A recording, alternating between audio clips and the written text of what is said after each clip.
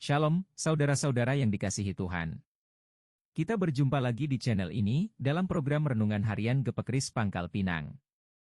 Mari siapkan hatimu untuk mendengar firman Tuhan pada saat ini. Berfirmanlah Tuhan kepada Musa, "Pergilah menghadap Firaun, sebab aku telah membuat hatinya dan hati para pegawainya berkeras, supaya aku mengadakan tanda-tanda mujizat yang kubuat ini di antara mereka.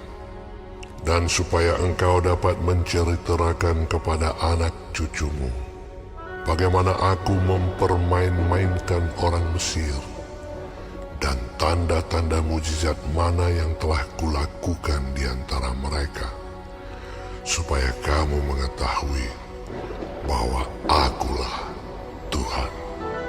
Lalu Musa dan Harun pergi menghadap Firaun dan berkata kepadanya, "Beginilah firman Tuhan Allah orang Ibrani.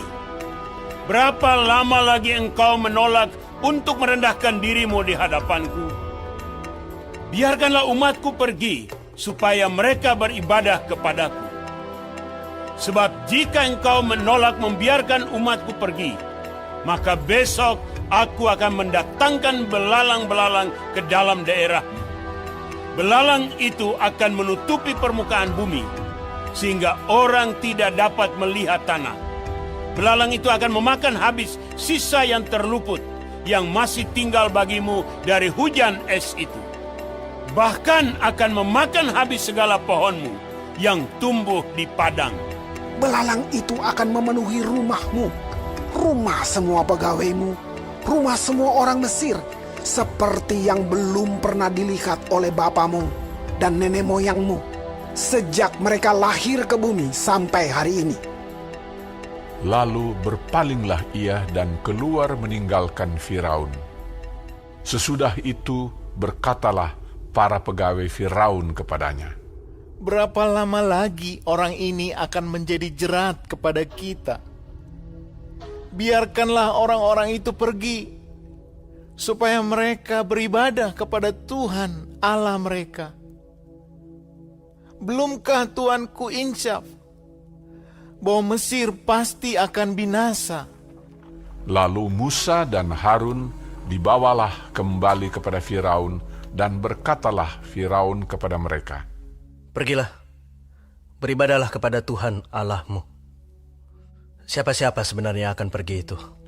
Jawab Musa, "Kami hendak pergi dengan orang-orang yang muda dan yang tua, dengan anak-anak lelaki kami dan perempuan, dengan kambing domba kami dan lembu sapi kami, sebab kami harus mengadakan perayaan untuk Tuhan." Tetapi Firaun berkata kepada mereka, Tuhan boleh menyertai kamu jika aku membiarkan kamu pergi dengan anak-anakmu. Lihat, jahatlah maksudmu. Bukan demikian.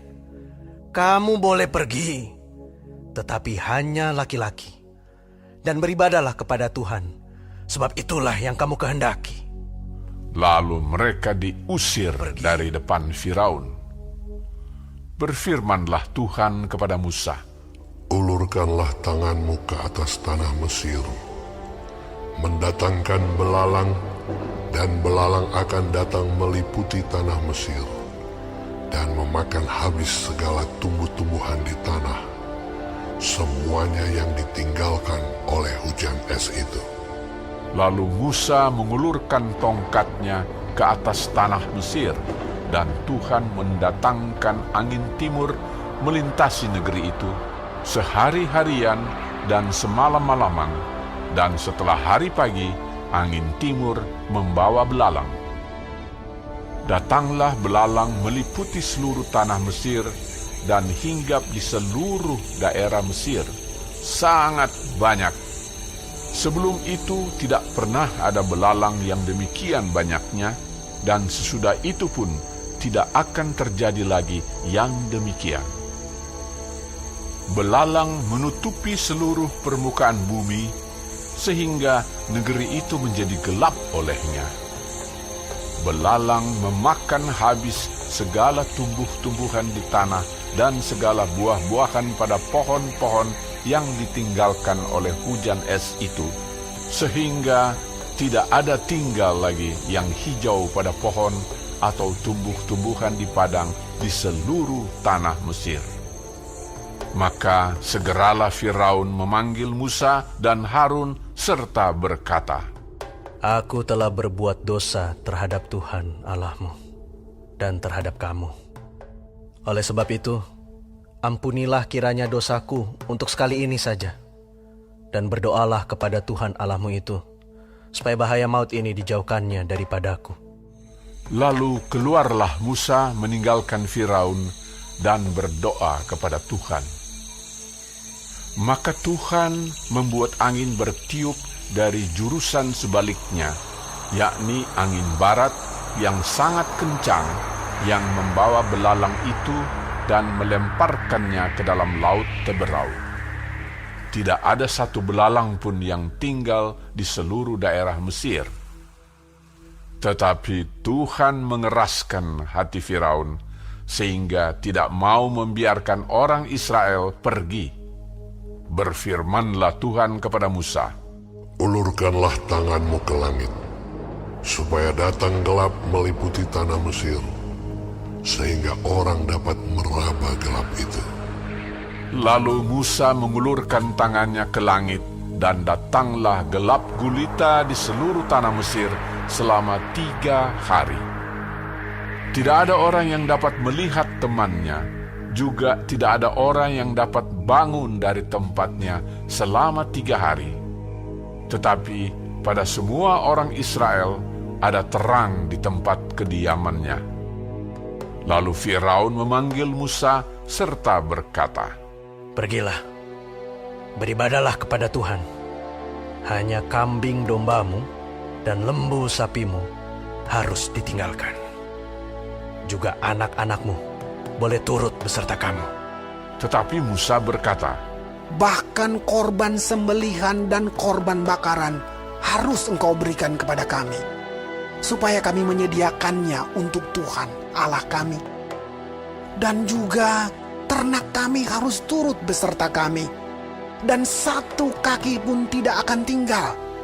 Sebab dari ternak itulah kami harus ambil untuk beribadah kepada Tuhan Allah kami. Dan kami tidak tahu dengan apa kami harus beribadah kepada Tuhan sebelum kami sampai di sana. tetapi Tuhan mengeraskan hati Firaun, sehingga dia tidak mau membiarkan mereka pergi. Lalu Firaun berkata kepadanya, Pergilah daripada aku.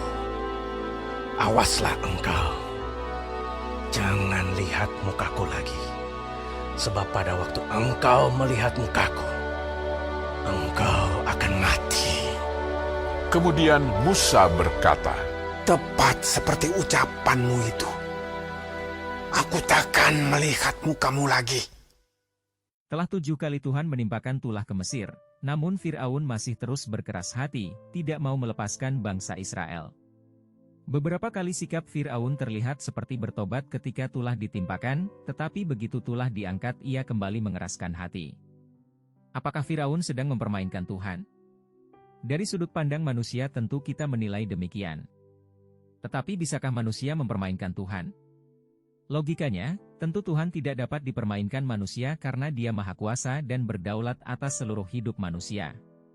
Lalu mengapa Tuhan izinkan peristiwa ini terjadi? Karena Tuhan punya tujuan untuk mempertontonkan kuasanya yang tidak dapat ditandingi oleh ilah-ilah lain.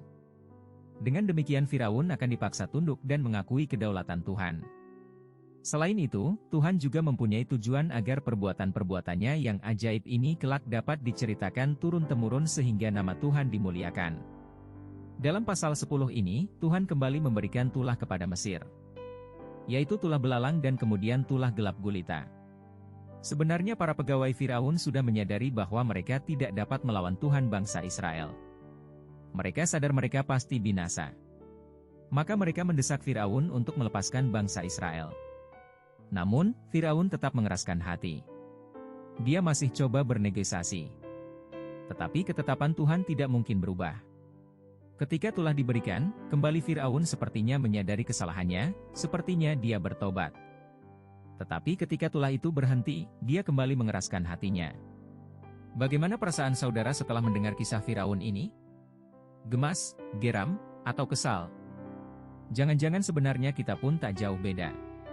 Kita pun kadang-kadang hanya setengah hati untuk taat kepada Tuhan. Setengah hati sebenarnya sama dengan ketidaktaatan. Tetapi ketika kesulitan menimpa, kita berdoa minta ampun kepada Tuhan dan berjanji untuk setia. Namun setelah itu, kita mengulangi lagi perbuatan dosa kita. Kiranya firman Tuhan hari ini membuat kita bercermin dan benar-benar bertobat. Karena orang yang terus-menerus mengeraskan hati terhadap teguran dan peringatan Tuhan dan yang mengira bisa mengelakkan akibat penolakannya, suatu saat tidak akan bisa lagi bertobat. Ini menjadi peringatan keras buat kita, agar kita jangan bermain-main lagi dengan dosa. Jangan tunggu sampai hajaran keras harus Tuhan timpakan kepada kita. Tidak seorang pun dapat luput dari hukuman Tuhan bila mengabaikan kesabarannya yang menuntun pada pertobatan.